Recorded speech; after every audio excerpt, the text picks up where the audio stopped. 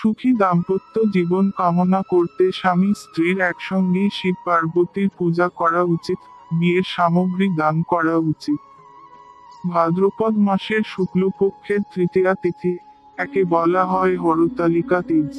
নারীরা তাদের জীবনসঙ্গীর সৌভাগ্য, সুস্বাস্থ্য ও দীর্ঘায়ু কামনায় এই রোজা পালন করেন।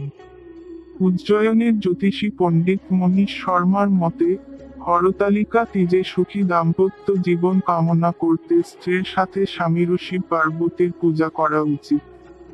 স্বামী স্ত্রী একসঙ্গে পূজা করলে পরস্পরের প্রতি ভালোবাসা ও শ্রদ্ধা বৃদ্ধি পায়। পুজোয় এমন অনেক আচার আছে, যা স্বামী স্ত্রীকে একসঙ্গে করতে হয়। এসব পদ্ধতির কারণে পারস্পরিক সমন্বয় বৃদ্ধি পায়। পুজোর পর স্বামী স্ত্রীর বিবাহের সামগ্রী যেমন লাল শাড়ি, লাল চুড়ি, কুমকুম, বিন্দিয়া কোনো অভাবী মহিলাকে দান করা উচিত। গণেশ পূজার পর শিব পার্বতী পূজা শুরু করুন। শিব পার্বতীর পুত্র গণেশ হলেন প্রথম পূজিত দেবতা। তাদের পূজায় শিব ও পার্বতী খুব খুশি হন বলে বিশ্বাস করা হয়। গণেশকে দুর্বা অর্পণ করুন, মোদক অফার করুন, ধূপকাঠি জ্বালিয়ে আরতি করুন। গণেশের পরে শিব পার্বতীকে অভিষেক করুন এবং তাদের যথাযথভাবে পূজা করুন।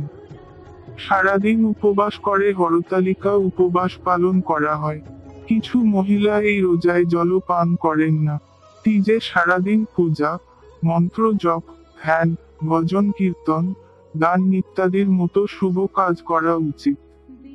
এই উপবাস পালনকারী মহিলাদের শিব এবং পার্বতীর গল্প পড়া এবং শোনা উচিত। হরতালিকা তিজ সম্পর্কিত পৌরাণিক বিশ্বাস, তিজের অধিপতি অর্থাৎ তৃতীয়া তিথি হলেন দেবী পার্বতী। হরতালিকা তিজ উপবাস সম্পর্কে একটি পৌরাণিক বিশ্বাস রয়েছে যে দেবী পার্বতী সর্বপ্রথম এই উপবাস পালন করেছিলেন। পার্বতী ভগবান শিবকে তার স্বামী হিসাবে পেতে চেয়েছিলেন এবং এই ইচ্ছা পূরণের জন্য দেবী হরতালিকা তিজ থেকে কঠোর তপস্যা শুরু করেছিলেন। ভগবান শিব দেবীর তপস্যায় সন্তুষ্ট হয়ে তাকে কাঙ্ক্ষিত বর দিয়েছিলেন। এরপর পার্বতী ও শিবের বিয়ে হয়। হরতালিকা তিজে পূজা হয় 5 বার অর্থাৎ দিনে 5 বার। তিজের পরে চতুর্থীর সকালে লোকেরা বালির তৈরি শিব, পার্বতী এবং গণেশের পূজা করে। পূজার পর এসব প্রতিমা নদী, পুকুর বা অন্য কোনো জলের উৎসে বিসর্জন দেওয়া হয়।